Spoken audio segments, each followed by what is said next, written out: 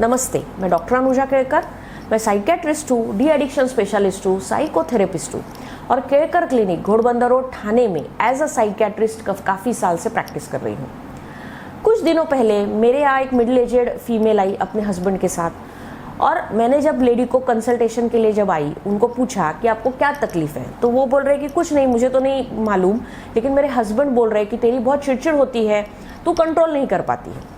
फिर मैंने हस्बैंड से बात किया, हस्बैंड ने बताया कि वो काफ़ी चिड़चिड़ करती है, गुस्सा करती है, हर चीज़ को निगेटिव वे में लेती है।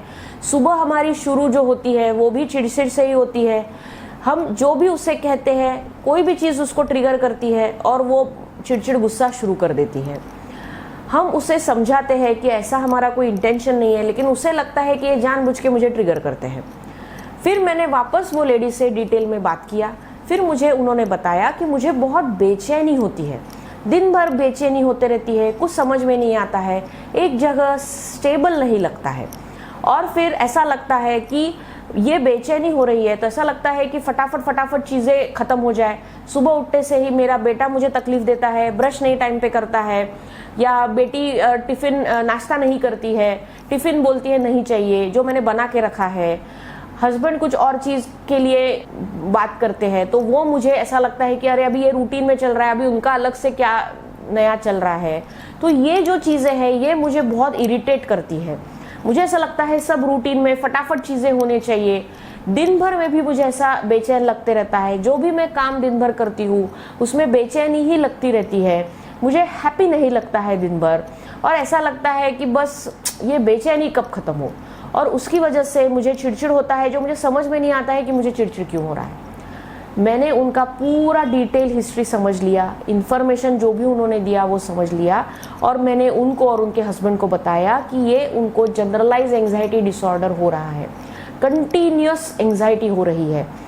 वो मुझे कह रहे थे कि मैडम एंग्जाइटी में तो घबराहट होती है, धड़धड़ होता है, हाथ पैर कांपते हैं। मैंने बोला ज़रूरी नहीं है कि ये चीज़ें ही हो, उन्हें सिर्फ बेचैनी हो रही है दिन भर और ऐसा लगता है बेचैनी की वजह से कि फटाफट चीज़ें हो। उनको ऐसा लगता है कि शायद जल्दी चीज़ें हो जाएगी तो मेरी बेचैनी कम हो जाएगी, लेकिन ऐसा कुछ नहीं होता है, उनका दिन भर बेचैनी चलता रहता है। फिर मैंने उनको बताया कि उसके कारण अलग अलग हो सकते हैं। वो मिडिल एजेड यानी अराउंड 40 फीमेल थी, तो कारण है कि हार्मोनल चेंजेस हो रहे हैं, उसकी वजह से उन्हें प्रॉब्लम हो रहा है। लेकिन एक इन्फॉर्मेशन मुझे ये भी मिली कि उनको थोड़ा बहुत जो एंग्जाइटी का प्रॉब्लम है, यानी उनका थोड़ा स्वभाव में एंग्शियसनेस है, तो वो पहले था लेकिन इतनी तकलीफ उनको होती नहीं थी। अभी एक 2-3 सालों में उन्हें ये तकलीफ ज़्यादा धीरे धीरे बढ़ रही है। तो अभी में भी उनके स्वभाव की वजह से धीरे धीरे करके अभी एज बढ़ रहा है तो उनकी एंग्जाइटी बढ़ रही है। अभी ये जो है ये न्यूरोकेमिकल इम्बैलेंस की वजह से होता है। हमारे ब्रेन में न्यूरोकेमिकल्स होते हैं जो हमारे इमोशन, मूड्स, बिहेवियर्स कंट्रोल करते हैं, लेकिन कुछ लोगों में ये इम्बैलेंस में जाता है स्ट्रेस की वजह से, और उसकी वजह से जो न्यूरोकेमिकल्स का जो कंट्रोल है हमारे इमोशंस पे, मूड्स पे, वो डिस्टर्ब होता है। इसकी वजह से वो कंट्रोल नहीं रहता है। जैसे वो फीमेल ने कहा कि मुझे बाद में गिल्टी लगता है, मुझे चिड़चिड़ नहीं करना है, लेकिन वो टाइम पे मुझे कंट्रोल नहीं रहता है, तो वही कारण है कि वो इमोशनल डिस्टर्बेंस, वो न्यूरोकेमिकल इम्बैलेंस की वजह से।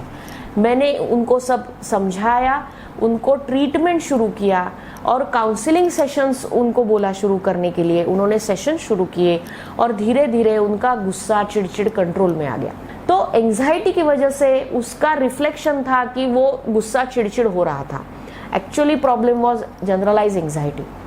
तो ऐसा होता है कि गुस्सा, चिड़चिड़ हमें फ्रंट स्टेज पे दिखता है, लेकिन उसके पीछे उसका रूट कुछ और ही होता है। इस टाइप के वीडियोस आप हैं तो आप YouTube चैनल मेरा लाइक कीजिए, शेयर कीजिए, सब्सक्राइब कीजिए। धन्यवाद।